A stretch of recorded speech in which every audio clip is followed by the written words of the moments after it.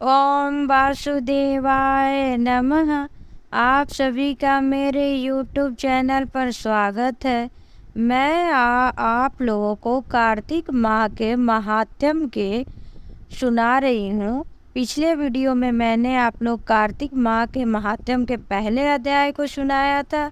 इस बार मैं दूसरे अध्याय को सुना रही हूँ, जिसे आप ध्यानपूर्वक सुने।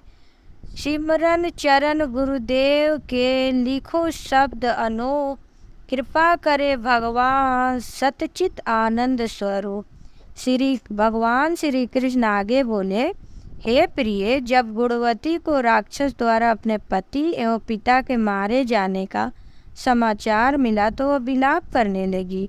हे नाथ, पिता, मुझको त्याग कर तुम कहाँ चले गए? मैं अकेली स्त्री हूँ, तुम्हारे बिना मैं क्या करूँगी? अब मेरा भोजन, वस्त्र आदि व्यवस्था कौन करेगा?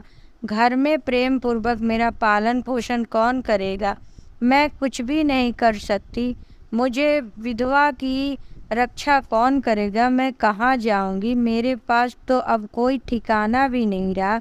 इस प्रकार विलाप करती हुई गुणवती चक्कर खाके धरती पर बेहोश होकर गिर पड़ी। बहुत देर बाद जब उसे होश आया तो वह पहले की भांति करुण विलाप करते हुए शोक सागर में डूब गई। कुछ समय के पश्चात जब वो संभली तो उसे ध्यान आया कि पिता और पति की मृत्यु के बाद मुझे उनकी क्रिया करनी है, जिसके लिए उनकी गति हो सके।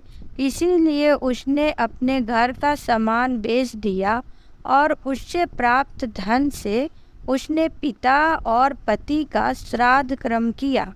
तत्पश्चात वह उसी नगरी में रहते हुए आठों पहर भगवान विष्णु की भक्ति करने लगी। उसने मृत्युप्रांत तक नियम पूर्वक सभी एकादशियों का व्रत और कार्तिक महीने में उपवास एवं व्रत किए। हे प्रिय, एकादशी और कार्तिक व्रत मुझे बहुत प्रिय है। इनसे मुक्ति, भुक्ति, पुत्र, भक्ति और संपत्ति की प्राप्ति। कार्तिक मास में जब तुला राशि पर सूर्य आता है तब ब्रह्म मुहूर्त में उठकर स्नान करने एवं व्रत उपवास करने वाले मनुष्य मुझे बहुत प्रिय है, क्योंकि यदि उन्होंने पाप भी किए हैं तो वह स्नान एवं व्रत के प्रभाव से उन्हें मोक्ष प्राप्त होती है।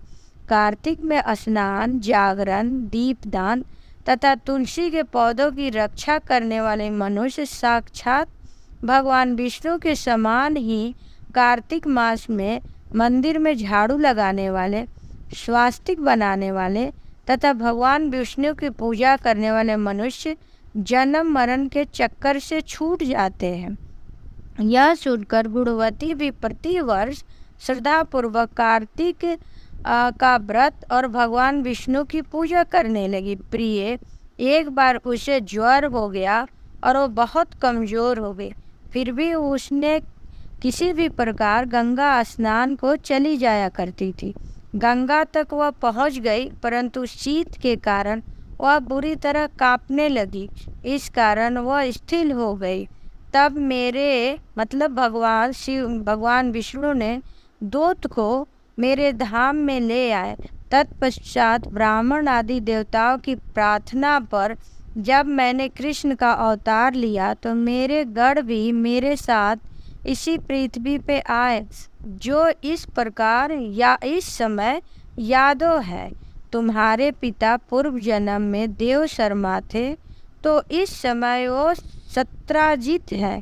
पूर्व जन्म में चंद्र शर्मा जो तुम्हारे पति था वह डाकू है, और वह, हे देवी, तुम ही वह गुणवती हो। कार्तिक व्रत के प्रभाव के कारण तुम मेरी अर्धांगिनी हुई हो। पूर्व जन्म में तुमने मेरे मंदिर के द्वार पर तुलसी का पौधा लगाया था और इस समय वह तेरे महलों के आंगन में कल्प वृक्ष के रूप में विद्यमान है। उस जन्म में जो तुमने दीप दान किया था उसी के कारण तुम्हारी देह इतनी सुंदर और तुम्हारे घर में साक्षात लक्ष्मी का वास है। चूँकि तुमने पूर्व जन्म में अपने सभी व्रतों का पालन प्रति स्वरूप विष्णु को अर्पित किया था, उसी के प्रभाव से इस जन्म में तुम मेरी प्रिय पत्नी हो। पूर्व जन्म में तुमने नियम पूर्वक जो कार्तिक मास का व्रत किया था, उसी के कारण मेरा और तुम्हारा कभी वियोग नहीं हुआ। इस प्रकार कार्तिक मास में व्रत आदि करने वाले मनुष्य मुझे तुम्हारे समान प्रिय हैं।